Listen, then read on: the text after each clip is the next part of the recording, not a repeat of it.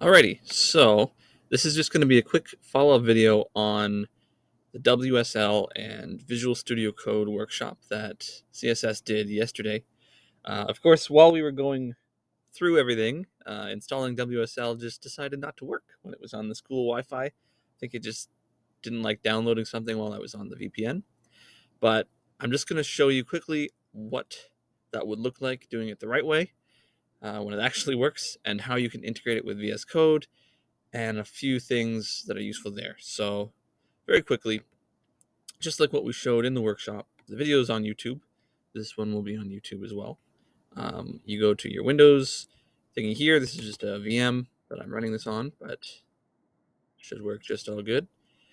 You're going to type in CMD. You can also use PowerShell. You're going to click Run as Administrator. It won't work if you just open it. You have to run as Administrator. You're going to say yes. You're going to come over here and you're going to type in WSL space -- install. It's one easy command, just like we showed in the workshop. It's going to do its thing. It's going to download, and then it's also going to download Ubuntu, which is the default distribution that comes with WSL. This is going to take a little bit, so I'll probably just skip ahead here. Alrighty, now that that's finished, you can see it tells you it is successful, but you need to reboot your computer. So we'll go ahead and do that.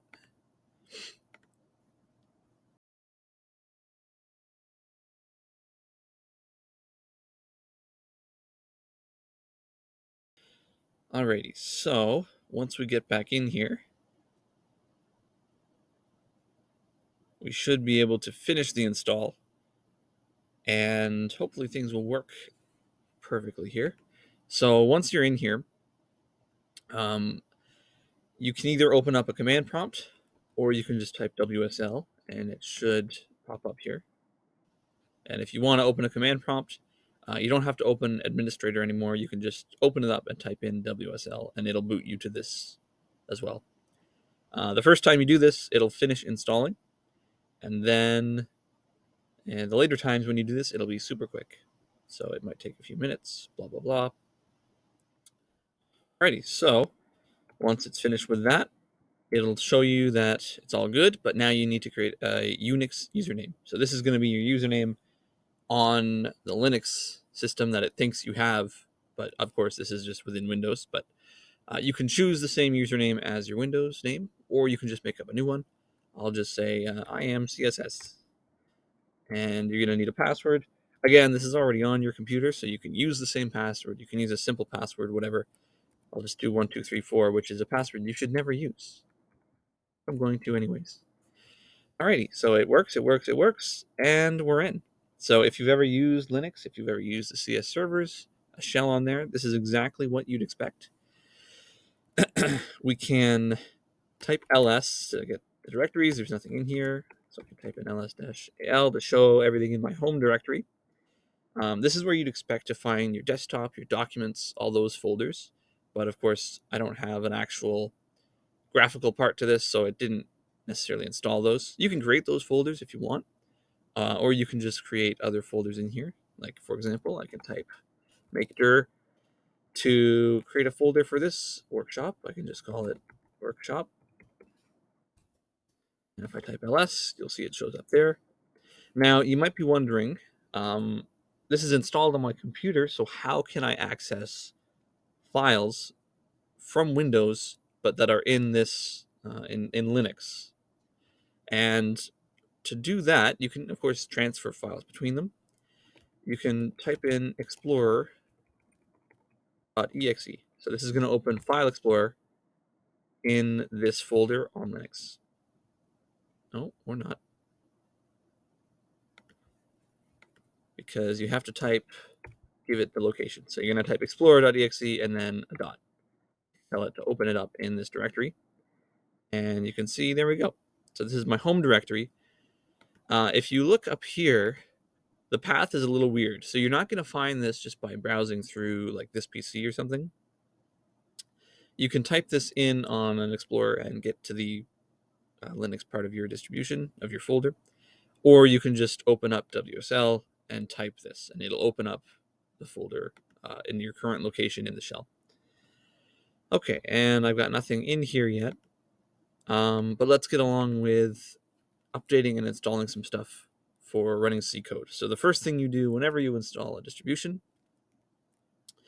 or whenever you want to go ahead and install new software, is update the current software on your machine. So to do that, you type sudo.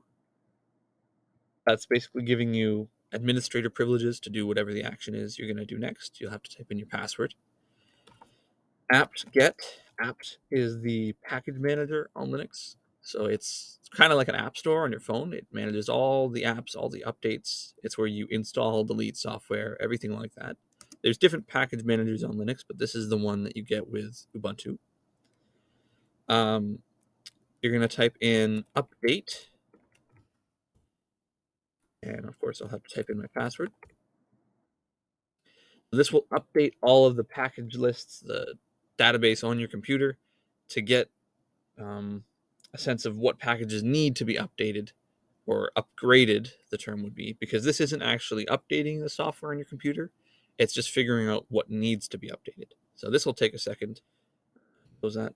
Now you're going to type in the same command, except instead of update, you're going to type in upgrade.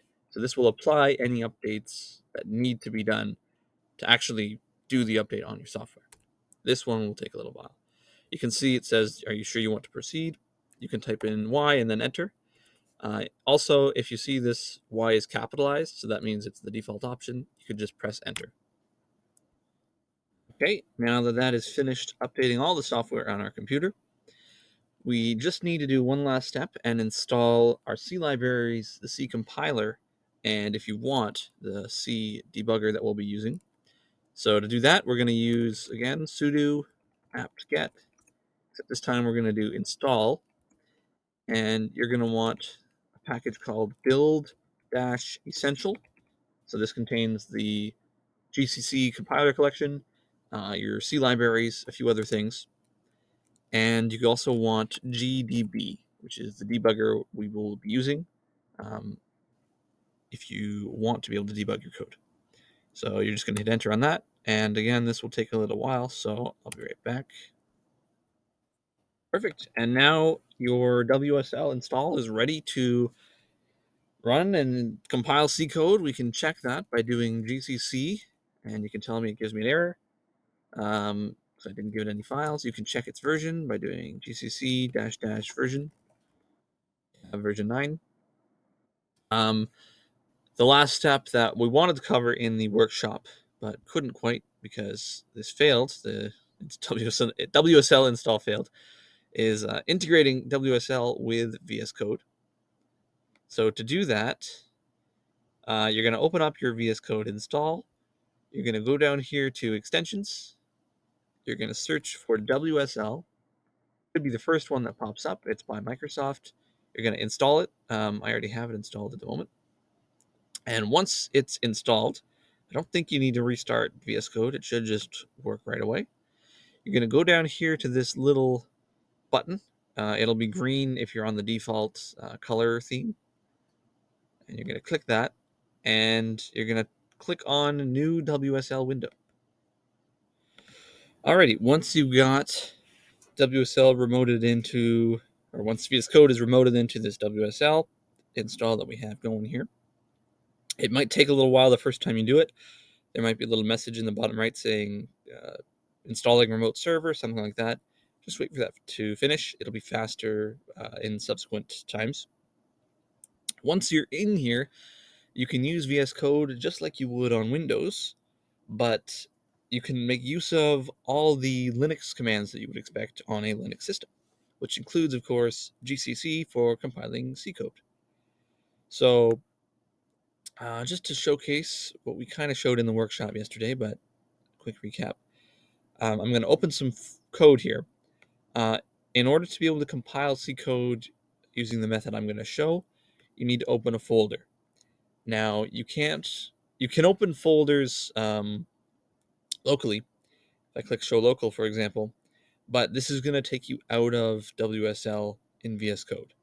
So we need to open a folder in Linux, or in this Linux on our Windows computer, Linux file system. That's what we need to do. So we're going to do open folder. We'll open this workshop folder I created earlier.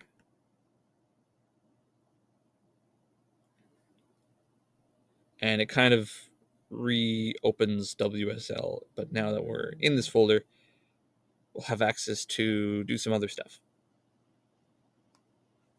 So I can go to File, open a file, and I can open local files. I just can't open local folders. So if I want to, I can open this Obama.c file that we showcased yesterday, which is on my Linux or on my Windows file system. I can open that. Usually you want to keep everything in the Linux file system if you are working on WSL, and you can drag this over. Actually, I might as well show that. So we can open up a terminal here by pressing Control and tilde, which is the key above tab. We've got the fonts from yesterday, so it looks like we're playing Minecraft at the moment. But I can do Explorer.exe in here. You can see there's nothing here, so I can go to my Documents folder, copy this Obama file into here. So Control-C, Control-V to do that. Alrighty, so let's close that one. We'll open this folder, this file. And, okay, I want to be able to run this file. First thing you need to do is install the C++ extensions. And you might have to do this again if you've already done this, because extensions in this WSL install will be different from what's on your Windows computer. So if you have installed these extensions already in VS Code on your normal, like not remoted in thing down here, when you're not in WSL, you're not in SSH, you'll have to reinstall some of them here. Maybe some of them carry over, like themes and things will carry over, but we want this one here. And I think I've already installed this one too. So we should be good to go. You can also get these ones down here. I don't think we need them for what we're going to do though. So once you have that, of course you can use GCC to compile your program. And you can see it created a.out. I can run that, although the program doesn't do anything at the moment.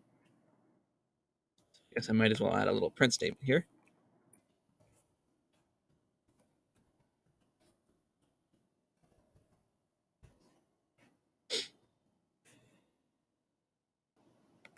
Oh, it is not able to save this. Let's see why. Let's try that again.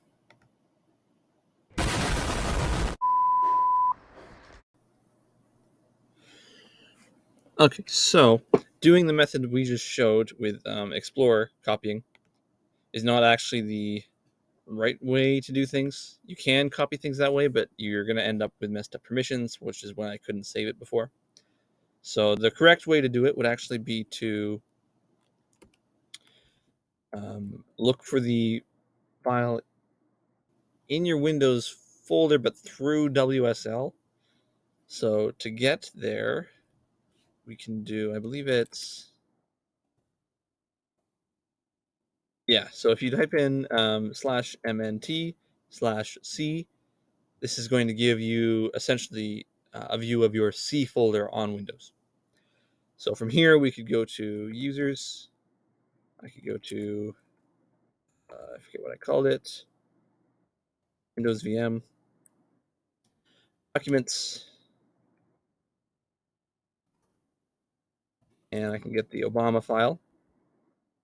So if you want to be able to copy things, you would use CP. And let's say I want to move it to Obama 3 here. And there we go. So this is all the same file.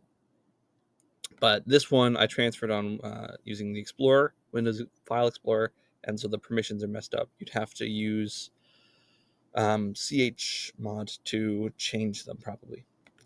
All right. Anyways, if we want to be able to run this code. Let me delete what I had in here before. So I want to be able to run Obama 2. I can go up here to run. I can click start debugging, run without debugging.